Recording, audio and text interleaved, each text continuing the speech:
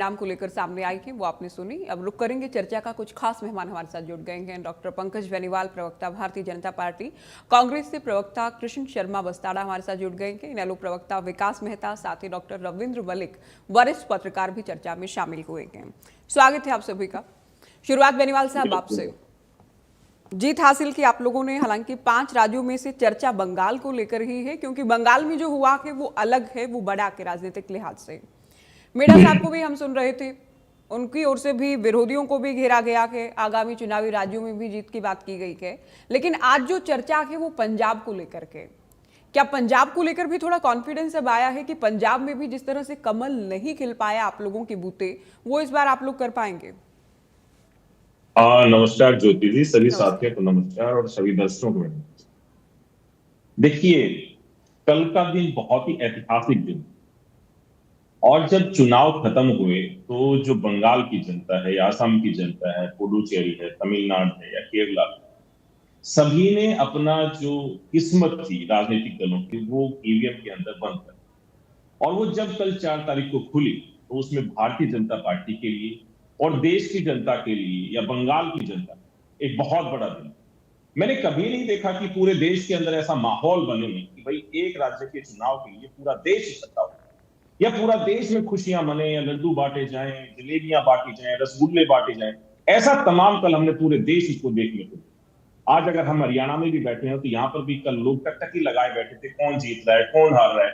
तो ये एक बहुत ही अद्भुत, ये एक हमारे लिए क्षण था, और इस क्षण को प्राप्त करने के लिए एक ही आदमी की मेहनत, जिसके साथ पूरी पार्टी के कार्यकर्ताओं ने, बंगाल के लोगों ने मेहनत की, वो नाम है भारत के यशस्वी प्रधानमंत्री श्री नरेंद्र मोदी। मैं ज्योति जी अगर आपको बताऊं तो चुनाव के दौरान मैं 5 विधानसभाओं में पहुंचा था, दार्जिलिंग, करसोग, सिलीगुड़ी, बागडोगरा और एक और विधानसभा थी।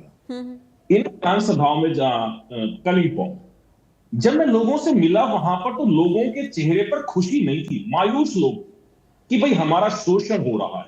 और आज हम नरेंद्र मोदी जी की नीतियों के साथ जाना चाहते हैं, और नरेंद्र मोदी जी की नीतियां हमें बहुत भाती हैं क्योंकि वो राष्ट्र प्रथम की बात करते हैं। तो अब की बार का चुनाव बोला देश के लिए चुनाव है, राज्य के लिए चुनाव नहीं है, क्योंकि हमें यहाँ पर प्रताड़ित किया जाता है।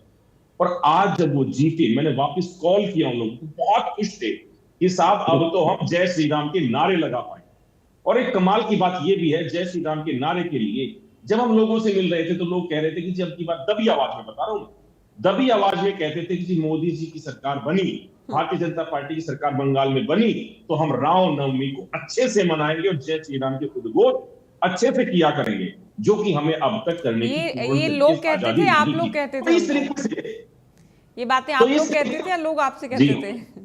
जी ज्योति जी, बिल्कुल मेरे पास तो वीडियोस भी थे। तो ये कमाल का एक जो वहां पर माहौल था, वो जनता ने अपने आप, जो एक अग्रेसिव जनता थी, जिनको गुस्सा था लेकिन बेचारे कुछ कर नहीं पा रहे थे, लेकिन आज एक नरेंद्र मोदी जी का नाम ऐसा जुड़ा जिसके प्रति आज देश के हर एक नागरिक को यह विश्वास है, जैसे मेडा साहब ने भी कहा कि हर एक नागरिक को यह विश्वास है कि आज सुरक्षित हाथों में अगर किसी के हाथ में देश है तो वो नाम है भारत के यशस्वी प्रधानमंत्री श्री नरेंद्र मोदी। और उन्हीं के नाम से बंगाल में जनता पूरी सराबोर थी, और जो बटन दबाया कमल का वो नरेंद्र मोदी जी के नाम से दबाया। इसमें कोई गुरेज नहीं है कि सिर्फ नरेंद्र मोदी जी के नाम से आज बंगाल का चुनाव, जो बंगाल की जनता ने सिर्फ इस चीज के लिए दिया कि भाई राष्ट्र प्रथम और हम नरेंद्र मोदी जी के साथ जाना चाहते हैं, इन चीजों को देखते हुए उन्होंने आज बंगाल में भारतीय जनता पार्टी को दोहरा चटक लगाते हुए एक बड़ी विजय हासिल करने को दी। और बिल्कुल डॉक्टर श्यामा प्रसाद मुखर्जी की जन्मस्थली रही है, उनका जो सपना था वो साकार हुआ है, और अब देश प्रदेश एक नई तरीके से होगा। और जब हम डिबेट्स में थे 4 मई से पहले, तो सभी जो हमारे जो राजनीतिक विशेषज्ञ आपके साथ आते थे, वो सभी कहते थे कि भाई 4 मई के बाद जो रिजल्ट आए वो देश की दिशा और दशा बदल देंगे। तो अब वो देश की दिशा और दशा बदलने का समय आ गया है। अब जो पंजाब की बात आप कर रहे हैं, तो भारतीय जनता पार्टी का कार्यकर्ता बहुत निष्ठावान कार्यकर्ता है, वो एक जगह से जैसे उसका काम वहां पूरा हुआ, अब वो अगले प्रदेश की तरफ जाता है और वहां पर अपने जो पार्टी की नीतियां हैं उनको जन जन तक पहुंचाने का काम करता है।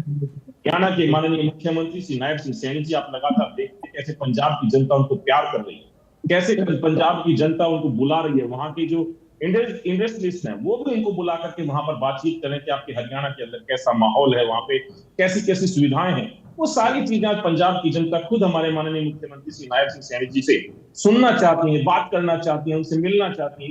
इसीलिए हमारे माननीय मुख्यमंत्री नायब सिंह सैनी जी अब लगातार पंजाब के ठीक दौरों है। पर भी रहते हैं। तो ये बहुत बिल्कुल, ही सीएम एक लगातार पॉजिटिव पंजाब के माहौल दौरों है। पर हैं। सीएम पहले से भी वहां पर प्रचार भी आप कह सकते हैं कि हरियाणा में हम क्या कर रहे हैं, केंद्र में हम क्या कर रहे हैं, पंजाब में क्या नहीं हो जी रहा है, इन तमाम मुद्दों को लेकर जनता के बीच जा रहे हैं। लेकिन शर्मा जी, आपसे मेरा सवाल है, आप लोग जब बंगाल में टीएमसी की हार को लेकर आप भी उनके सुर में सुर मिला रहे हैं। पहले हालांकि कह रहे थे कि टीएमसी की वजह से ही बीजेपी सरकार बनाने वाली है। अब राहुल वो वोट चोरी वाली बातें, संस्था चोरी वाली बातें, गड़बड़ियों वाली बातें, हरियाणा, महाराष्ट्र, मध्य प्रदेश वाली बातें ले आए हैं। लेकिन बीजेपी 2 कदम और आगे बढ़ाते हुए पंजाब की बातें कर रही है, यूपी की बातें कर रही है, आगामी चुनावी राज्यों की बातें कर रहे हैं। ज्योति सांगवान जी, पहले तो आपको और आपके चैनल को और मेरे सभी पैनलिस्ट साथियों और आपके दर्शकों को प्रणाम, नमस्कार।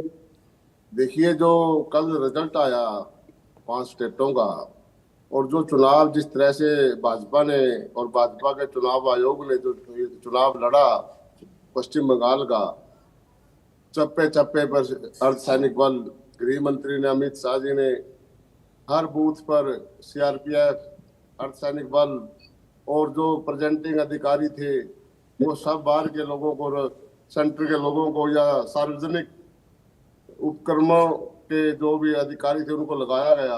किस तरह से जब वोट डालने के लिए लोग गए, किस तरह से सीआरपीएफ ने उनको पीटा, उनको उनके अंदर एक भय का वातावरण किया। एनआईए को बुलाया गया, छोटे छोटे पटाखे वहां पे बजाने के लिए एनआईए को बुलाया गया। पुलवामा में और दिल्ली में, फरीदाबाद में आरडीएक्स आ जाता है 3,000 किलो, उसमें तो इनकी एनआईए और वो सब इंटेलिजेंट पुट सब फैल हो जाते हैं। लेकिन एक लोकतंत्र का गला घोटने के लिए ये इतिहास के पन्नों में दर्ज हो जाएगी बात कि एक महिला को मारने के लिए, हराने के लिए एक ईमानदार, मैं ये नहीं कहता कि वो हमारे समर्थक थे, लेकिन किस तरह से उसको खत्म करने के लिए इसमें एक विरोधाभास है। शर्मा जी, आप ही बात कहिएगा, मैं रोक नहीं रही हूँ आपको। आप तो उनके खिलाफ बोल रहे थे चुनाव के दौरान, तो राहुल गांधी खिलाफ बोल रहे थे कि भ्रष्टाचार हुआ है, पूरा सिंडिकेट है, यहाँ पर पोलराइजेशन की राजनीति हो रही है, भ्रष्टाचार के ये कितने एलिगेशंस तो लगाए जा रहे थे कि पीएम मोदी और ममता तो एक दूसरे के पूरक हैं, इनकी वजह से ही बीजेपी एंट्री करेगी यहाँ पर। और जब बीजेपी जीत गई, बिल्कुल, तो अभी तो आप कह रहे हैं बहुत अच्छी महिला के साथ ये हुआ वो हुआ, हालांकि वो एलिगेशंस हैं। ज्योति जी, बिल्कुल आपका वाजिब सवाल है। विपक्ष के नाते हमने उसका विरोध किया, उसके कामों का उसका किया। लेकिन ये एक चुनाव की बात आप बहस कर रहे हैं कि चुनाव में जो भाजपा ने किया वो नहीं करना चाहिए था। एक लोकतंत्र को ऐसे किया जाता है क्या ऐसे धनबल पर एक शक्ति का दुरुपयोग करके उसको आसाम में और पश्चिम बंगाल में दुरुपयोग किया गया। और जब गिनती के दौरान 3 बजे के बाद इनके कैंडिडेटों को बाहर करके सीसीटीवी बंद कर दिए गए, और 100 सीट मैडम जी ऐसी है, आप अपना सारा रिकॉर्ड निकालिए, जिसमें भाजपा ने जबरदस्ती अपने रिटर्निंग अधिकारियों से अपने कैंडिडेट घोषित करवाए हैं। ये लोकतंत्र का, आज तो ये ताड़ी बजा सकते हैं भाजपा के लोग, लेकिन आने वाले समय में ज्योति जी ये भारत के लिए, स्वस्थ लोकतंत्र के लिए सही नहीं है। भाजपा ने जहां भी जिसने भाजपा की थाली में खाया, ममता ने भी इसकी भाजपा की कैबिनेट मिनिस्टर बनी, इसको मार दिया। बिहार में नीतीश के साथ गठबंधन, नीतीश खत्म कर दिया। पंजाब में अकाली दल, शिरोमणि अकाली दल के साथ गठबंधन हुआ, आज अकाली दल का कोई नाम निशान नहीं है। हरियाणा में नेलो के साथ गठबंधन किया, जजपा के साथ किया, वो खत्म प्राय मृत प्राय हो गए हैं। उड़ीसा में बिजू पटनायक के साथ किया, वो खत्म कर दिए। आंध्रा में जगन रेड्डी जी खत्म कर दिए। तमिलनाडु में जयललिता खत्म कर दी। आप लोग क्यों खत्म हो रहे हैं? महिषासुर का कड़ा है मैडम जी इनके पास। जो भी इनके चक्कर में आएगा, जो भी इनके बकाव में आएगा, वो भस्म हो जाएगा। और ये कड़ा एक दिन इनको भी भस्म कर देगा, जैसे भस्मासुर खत्म हुए थे। इनका कड़ा इनको खुद ही इनकी शक्ति का दुरुपयोग कर रहे हैं मैडम जी। ये देख ही नहीं रहे क्या कर रहे हैं। अब पंजाब के 7 सांसदों को 1 मिनट में तोड़ दिया। मणिपुर में, गोवा में सरकार कैसे बढ़ाई। हिमाचल में कैसे बनाई। अगर ये इतने ही पावरफुल है, अगर अपने हिमाचल विकास में के तो नाम आप पर लोग वोट हैं। मांगना चाहते हिमाचल में हैं, आपके ये बात महाराज, भाई सुनिए डॉक्टर साहब, मैं आपकी बात सुनिए, आप अच्छे आदमी इंसान है, आप मैं बोल कह रहा हूँ लीजिएगा, मेरे बात बोलिएगा, बोलिएगा। हिमाचल में आपकी सरकार है, मैं ये कह रहा हूँ। नहीं, आपने आप लोगों हिमाचल में ने हमारी इनके सरकार, आपने मुताबिक आप लोगों ने विधायक को तोड़ा प्रयास भैया, किया ऑपरेशन लोटस आपने चलाने 6 का। विधायकों को तोड़ा था। आपने आपने चुनी हुई सरकार मध्य प्रदेश में गिरा दी थी। आप लोग भूल जाते हो सारी बातें। चलिए आपका मैं जो इनेलो ये को कड़ा, चर्चा में जोड़ रही हूँ। बेनीवाल जी, आपको जो कहना है आप अगले राउंड में कहिएगा। मेहता जी, हाँ जी जी जी जी। आपको लग और रहा है मैडम कि जी, पंजाब, रही बात पंजाब की, जो ये बात कर रहे हैं अभी पंजाब, अब ये अपना आप ताड़ी बजा रहे हैं बंगाल और इसमें आसाम की जीत पर। मैडम जी, बिल्कुल जीत का कोई लोग खुश नहीं है। ये भाजपा के लोग खुश होंगे अलग बात है, बाकी सब दुखी है कि एक महिला को किस तरह से इन्होंने घेर के मारा, किस तरह से हराया, सारा शक्ति का दुरुपयोग किया।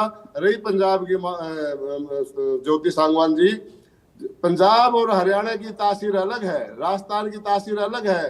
अब इन्होंने जो, आपको याद होगा चैनल का विषय बनना था, आपने उसको घुमा दिया।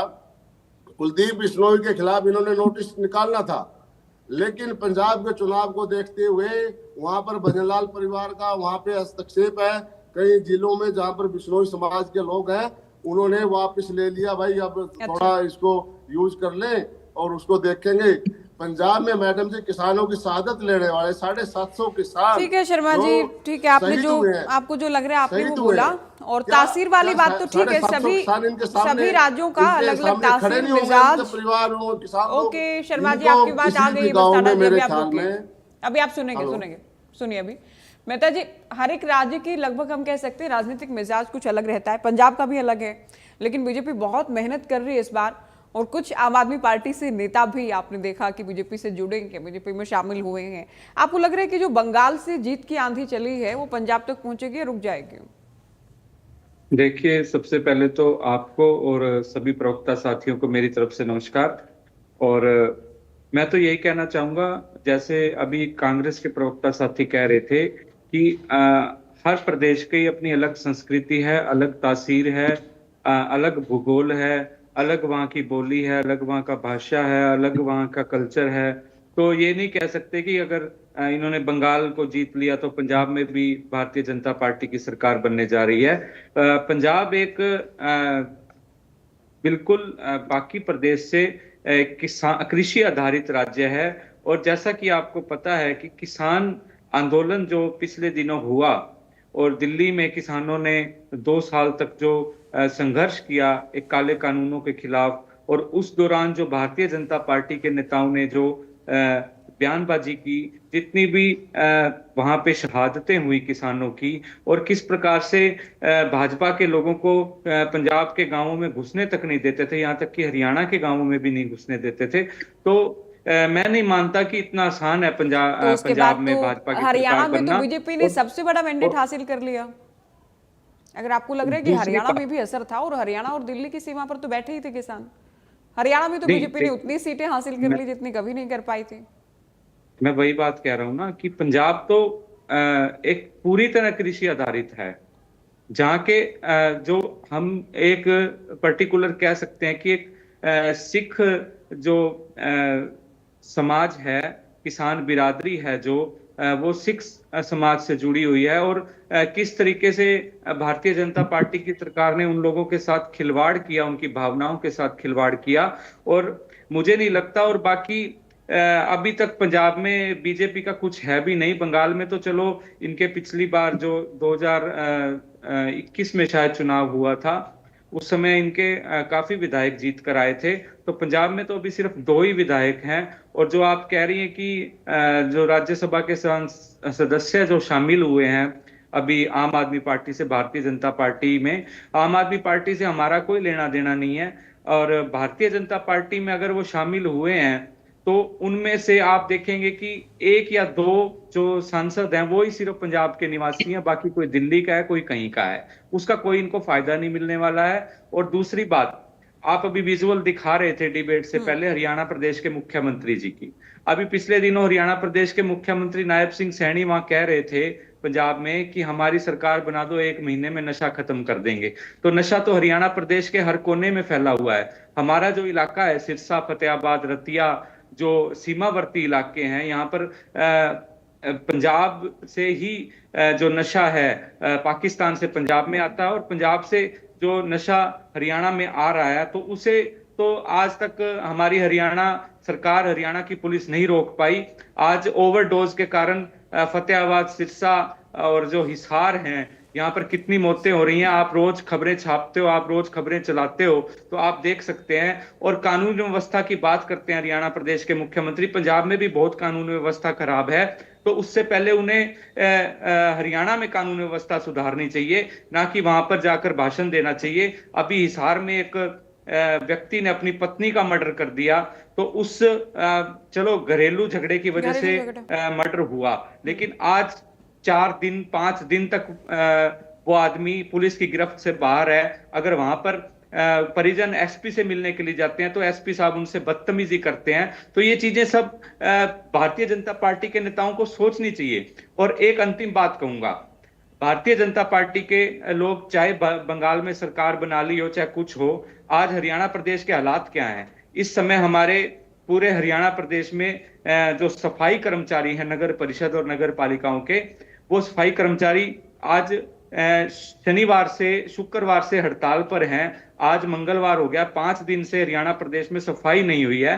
तो आप देखिए शहरों में क्या हालात हैं सफाई के, कूड़ा ठीक है। आपको लग रहा है कि हाल तो हरियाणा में भी अच्छे नहीं है, हालांकि वो तमाम मुद्दे हैं जिन पर निरंतर काम होते रहने की जरूरत है और सरकारी प्रयास भी करते हैं, किसी भी पार्टी की सरकार हो फिर।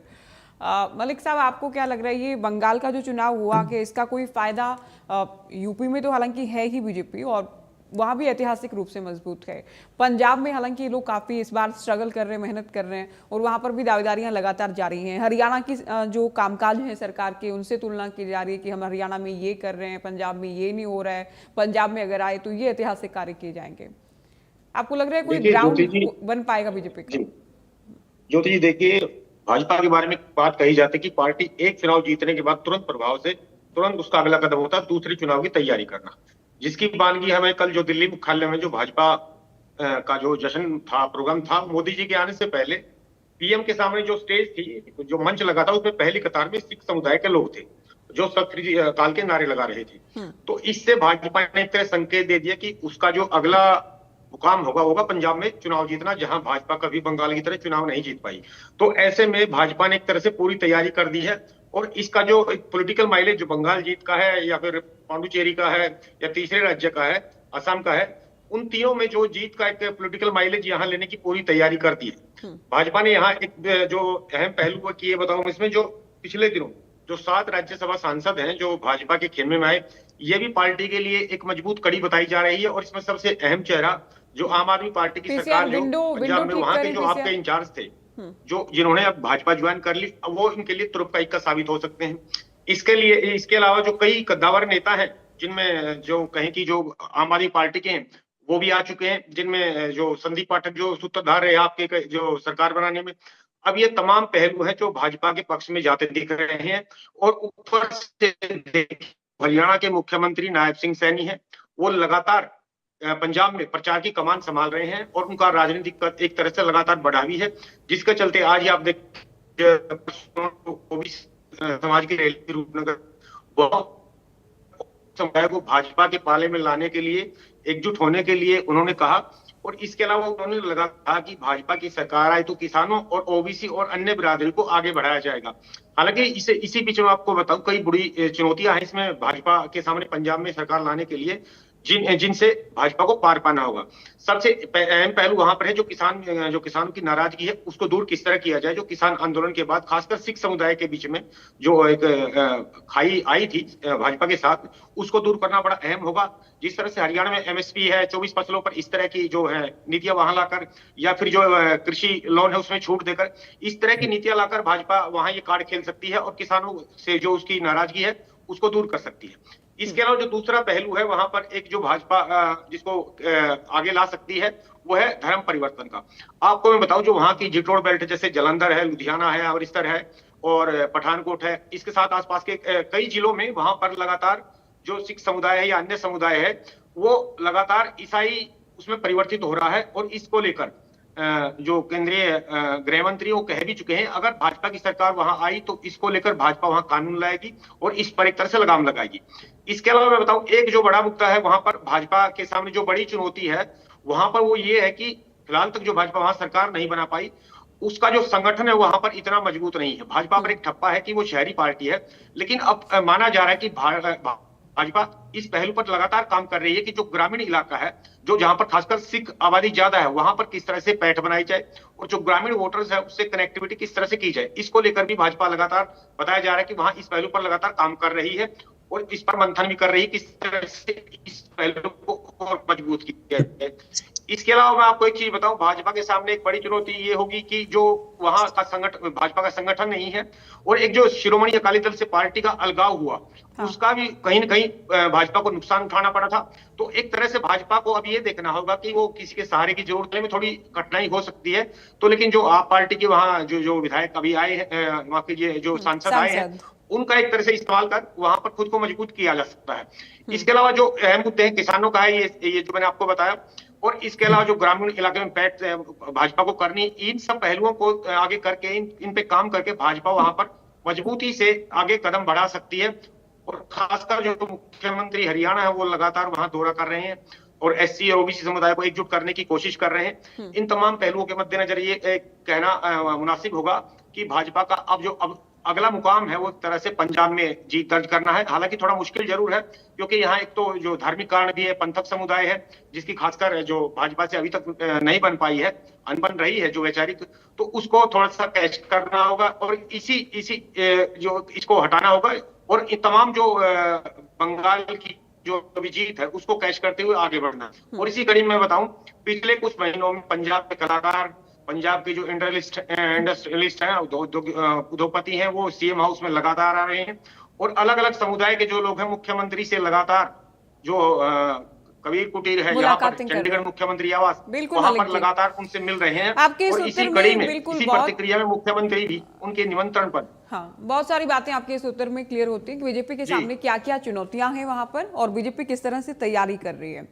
सीएम साहब को लेकर तो हालांकि जब से हरियाणा में उन्हें जिम्मेदारी मिली, दिल्ली की बात करें, महाराष्ट्र की बात करें, बिहार की बात करें या पश्चिम बंगाल की भी बात करें, एक प्रचारक के तौर पर या चुनाव प्रचारक के लिए जहां भी गए एक स्ट्राइक रेट बहुत अच्छा रहा। बेनीवाल जी, जहां जहां उनकी ओर से प्रचार किया गया उम्मीदवारों की जीत तुलनात्मक रूप से ज्यादा रही। वो खुद भी पग पहनते हैं, पंजाबी में बात करते हैं, यहाँ तक कि बजट भी हरियाणा का पग पहनकर उनकी ओर से पेश किया गया। तो पंजाब को आप लोग पूरा प्रयास कर रहे हैं साथ लाने का, लेकिन चुनौतियां काफी हैं जो कि मलिक जी की ओर से भी बताया गया कि बिना किसी गठबंधन के, हालांकि चुनाव जैसे जैसे करीब आएंगे आप लोग उस पर भी होमवर्क करेंगे। ग्राउंड पर आपके संगठन का ना होना या कार्यकर्ताओं का उतना ज्यादा मजबूत नहीं होना दूसरों के मुकाबले, साथ ही किसान आंदोलन को लेकर भी अगर नाराजगी है लोगों में, वो भी आप लोगों के लिए एक चैलेंज रहेगा जो कि दूसरे राज्यों से अलग बनाता है पंजाब को। हाँ, देखिए, बिल्कुल आपने ठीक कहा कि माननीय मुख्यमंत्री श्री नायब सिंह सैनी जी का स्ट्राइक रेट बहुत अच्छा है। तो एक गाना भी है, जहां जाते हैं वहां छा जाते हैं, तो वही एक जो गाना है वो सूट बैठता है हमारे माननीय मुख्यमंत्री श्री नायब सिंह सैनी जी के, कि जहां जाते हैं वहीं छा जाते हैं और वहां पर जीत का डंका बजा कर जाते हैं। तो दिल्ली हो, महाराष्ट्र हो, बिहार हो, चाहे पश्चिम बंगाल हो, सब जगह गए, वहीं पर जीत का परचम भारतीय जनता पार्टी में ले रहा है। तो इस लकी सीएम कहा जा सकता है कि भारतीय जनता पार्टी के जो हरियाणा के माननीय मुख्यमंत्री वो लकी सीएम है, जहां जाते हैं वहीं पे भाजपा का कमल पूर्ण तरीके से पूर्ण बहुमत से खिल जाता है। तो उन्हीं को कमान पंजाब की थमाई हुई है और हमें पूर्ण भरोसा है कि जो हमारे पंजाब के कार्यकर्ता साथी हैं, जो नेता साथी हैं, वो जन जन तक पहुंच रहे हैं। जन जन तक सारी जो भारतीय जनता पार्टी की जो कार्यशैली है, जो नीति है, वो उन तक नीति निर्धारण पहुंचा रहे हैं और उसे लगातार संपर्क में लिए। अभी हमारे जो वरिष्ठ पत्रकार साथी, उन्होंने भी कहा कि संत कबीर कुटीर पे माननीय मुख्यमंत्री से खुद पंजाब के लोग मिलने आते हैं, खुद वो इनवाइट करते हैं। मैंने भी यही कहा था कि वो निमंत्रण पर वहां पहुंच रहे हैं। पंजाब के अलग अलग दौरे जो हो रहे हैं, वो वहां के लोग उनको प्यार कर रहे हैं, उनको बुला रहे हैं, उनको दुलार दे रहे हैं। तो भारतीय जनता पार्टी के सामने चुनौतियां तो हैं, चुनौतियां तो हर प्रोग्राम में होती है, हर काम में होती है, लेकिन उन चुनौतियों से पार पाना ही का नाम भारतीय जनता पार्टी है। जो कभी पहले नहीं हुआ वो कल हुआ, जो पहले कभी पंजाब में नहीं हुआ वो अब की बार होगा। जब भी चुनाव होंगे तब भारतीय जनता पार्टी का जो कमल है वो पंजाब में भी खिलता हुआ नजर आएगा। और ये भारतीय जनता पार्टी के निष्ठावान जो कार्यकर्ता है उनकी मेहरबानी से और जनता के प्यार और आशीर्वाद से ही ये संभव हो पाएगा। और हमारी जो पार्टी के कार्यकर्ता हैं वो लगातार पंजाब की जमीनी हकीकत के साथ वहां पर जुड़े हुए हैं और लोगों से लगातार वार्तालाप कर रहे हैं। और बंगाल की जनता को तो जितनी बधाई दी जाए ज्योति जी उतना कम है। उन्होंने तो कमाल कर दिया, अद्भुत उन्होंने जो कार्य किया है। बस्ताड़ा जी कह रहे हैं बंगाल की एक जनता- महिला सीएम को हरा दिया, आप लोगों ने गलत किया। वही मैं ज्योति जी अब अपनी बात से इन साथियों की बात होता है क्योंकि बहुत सारे इन्होंने क्वेश्चन उठाए हैं। कृष्ण भाई है कांग्रेस के, अब खिसियानी बिल्ली खंबा नोचे वो वाली कहावत इनमें शायद फिट बैठ। अब इन्होंने कह दिया कि एक बेचारी महिला को चुनाव हरा। अरे भाई, आपके राहुल गांधी जी जो आपकी पार्टी के सबसे बड़े नेता हैं वो कह रहे हैं कि भैया ममता बनर्जी की गलत नीतियों की वजह से भारतीय जनता पार्टी को अब की बार बंगाल में एंट्री मिल रही है और एंट्री इतनी धमाकेदार है कि उसका पता राहुल गांधी जी अच्छा, को मैं इस बात पर हैरान होती हूँ बेनीवाल जी, जो आप कह रहे हैं राहुल ने प्रचार के दौरान क्या क्या कहा, थोड़े दिन बाद अब जबकि परिणाम आगे आके तब कुछ और कहते हैं। ये नेता लोग भूल जाते हैं कि सोशल मीडिया का जमाना है, डिजिटल जमाना है। आपने कुछ भी पोस्ट किया, कोई भी बाइट आपने दी, वो लोगों के सामने होती है। लोग तुलना भी करते हैं कि पहले आप क्या कह रहे थे, अब आप बदल गए हैं, पलट गए हैं। देखिए, जो कांग्रेस पार्टी का आजकल चरित्र हो गया ना ज्योति जी, वो भगोड़े जैसा हो गया। राहुल गांधी जी बिहार चुनाव में देखिए, बिहार चुनाव में वोट चोरी को लेकर के चुनाव से एक महीना पहले तक खूब जनता के बीच गए, लेकिन जनता ने बिल्कुल प्यार नहीं दिया। प्यार नहीं मिला तो भाई साहब एक महीने तक चुनाव के प्रचार में ही ले गए।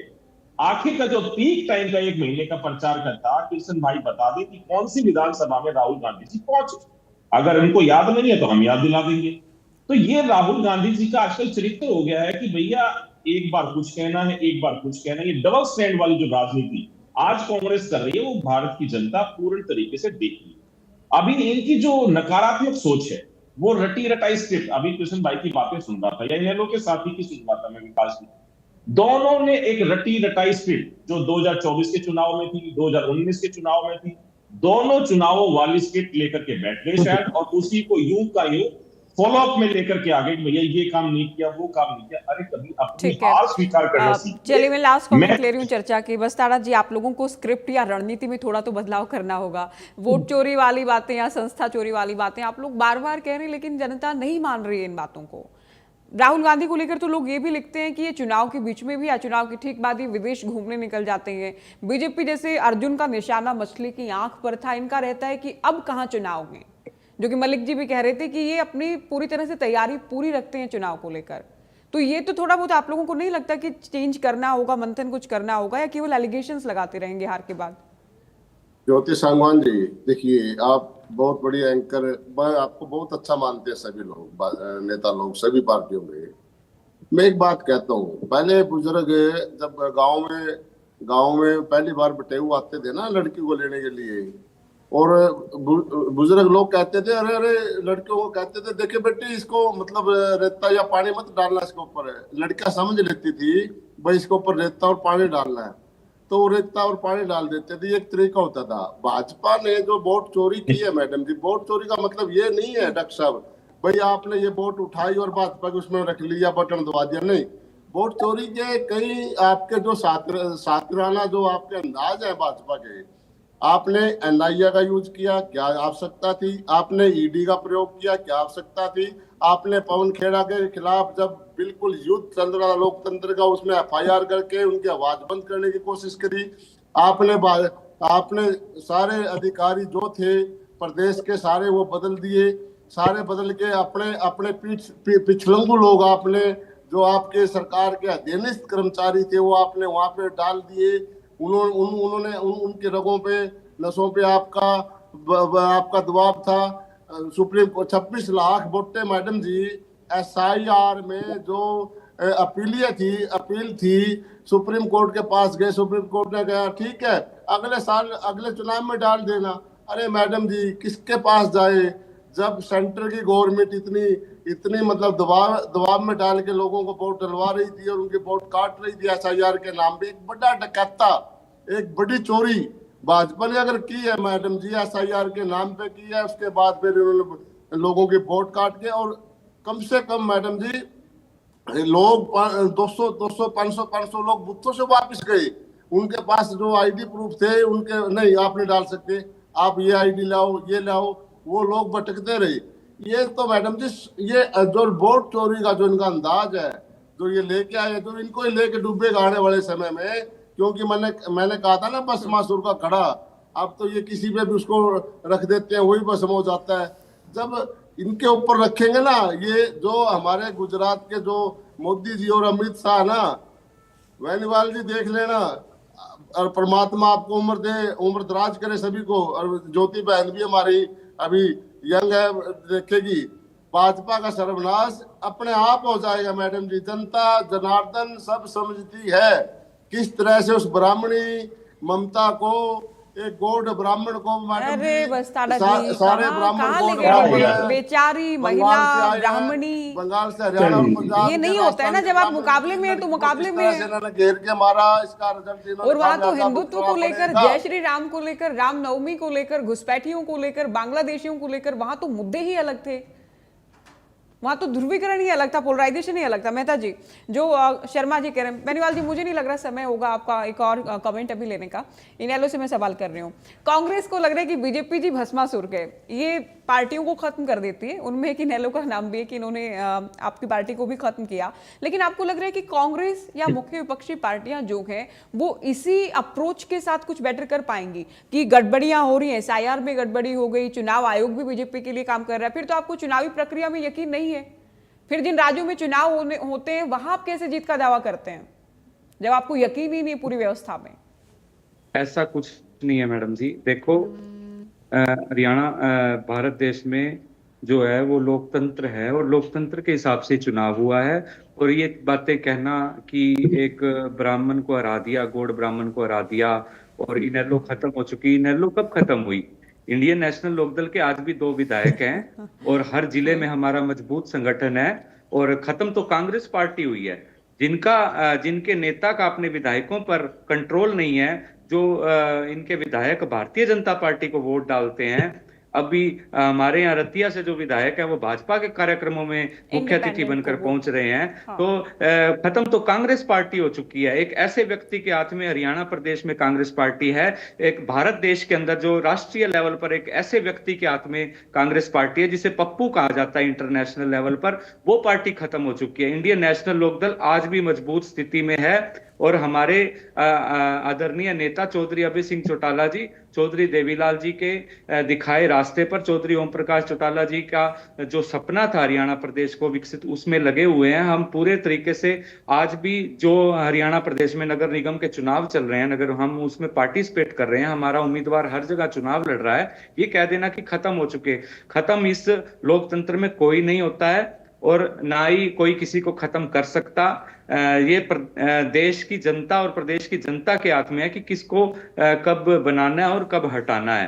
तो ये इस तरीके का घमंड ही तो इनको लेके बैठ गया। आज पश्चिम बंगाल में इनके 2 विधायक आए हैं, तो क्या वहां पर ये कहते हैं कि कांग्रेस पार्टी वहां जिंदा है? वहां भी तो खत्म हो चुकी है। इंडियन नेशनल लोकदल के आज 2 विधायक हैं, तो ये कैसे कह सकते हैं कि इंडियन नेशनल लोकदल खत्म हो चुकी है?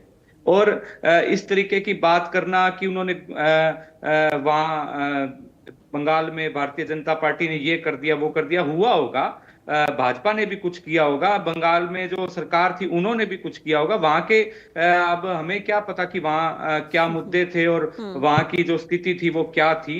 लेकिन इस तरीके की बातें एक प्रवक्ता के तौर पर मेरे हिसाब से नहीं करनी चाहिए कि जाति पाति की बात नहीं करनी चाहिए। हरियाणा प्रदेश में मैं लास्ट कमेंट चर्चा का मलिक जी आपसे चाहूंगी, कांग्रेस के स्टैंड को कैसे आप देख रहे हैं? पहले ममता पर ही एलिगेशंस लगाए जा रहे थे, अब चुनाव जब हार गई है ममता, तो ममता जो कह रही है उसी के सुर में सुर मिला रहे हैं राहुल गांधी और कांग्रेस नेता। देखिए ज्योति जी, जो कांग्रेस या नई विपक्षी दलों की भाजपा पर आरोप है कि बंगाल में जो सर के चलते, जो SIR के चलते वोटों से छेड़छाड़ हुई या अन्य चीजें हुई, या जो प्रशासनिक हमला है उसका गलत इस्तेमाल हुआ संसाधनों का। अब दूसरा पहलू ये भी देखना चाहिए, जो केरला में है कांग्रेस जहां जीतने में सफल रही, और तमिलनाडु में जहां कांग्रेस दूसरे नंबर पर रही और पहले पर जो अभिनेता है विजय उनकी पार्टी रही, भाजपा तीसरे पर वहां। अब 2 राज्यों में एक तरह से भाजपा को भी हार का सामना करना पड़ा। अब इसमें ये सवाल यहाँ उठता है जो वाजिब है कि क्या इन दोनों राज्यों में भाजपा गड़बड़ी नहीं कर सकी? तो जहां 3 में हुई है, एक बात मानकर चले पक्ष की, तो 2 में क्यों नहीं कर पाई भाजपा? और तमिलनाडु भी एक राजनीतिक पॉलिटिकली राजनीतिक रूप से एक बड़ा राज्य है, और जो एक साउथ इंडिया का एक राजनीतिक रूप से बड़ा महत्वपूर्ण राज्य माना जाता है, तो वहां पर ये सब क्यों नहीं हो पाया? तो एक तरह से ये अब फिलहाल जो है चुनाव सबके सामने है, जो भाजपा 3 जो राज्य जीतने में सफल रही, 2 पर हार हुई, तो एक तरह से मैं इस बात से सहमत नहीं हूं कि ये गड़बड़ी हुई है या वोटों से या चुनाव आयोग का इसमें जो है रवैया उचित नहीं था। मैं और इस बात देखिए से बिल्कुल गड़बड़ियां सहमत नहीं अगर हूं। हो भी रही हैं तो भी आप जनता को तो मना समझा बता नहीं पा रहे हैं ना। और दूसरा, जब आपको यकीन ही नहीं है चुनावी प्रक्रिया में या संस्थाओं पर, तो फिर आप चुनाव से पहले जहां जहां चुनाव होने हैं जीत के दावे कैसे कर देते हैं? सवाल भी जरूर उठते हैं। बहुत शुक्रिया आप सभी का, आप लोग चर्चा में शामिल हुए। बंगाल चुनाव परिणाम, आगामी राज्यों में और खास तौर पर पंजाब में क्या कुछ असर इस परिणाम का रहने वाला कि बीजेपी जो दावे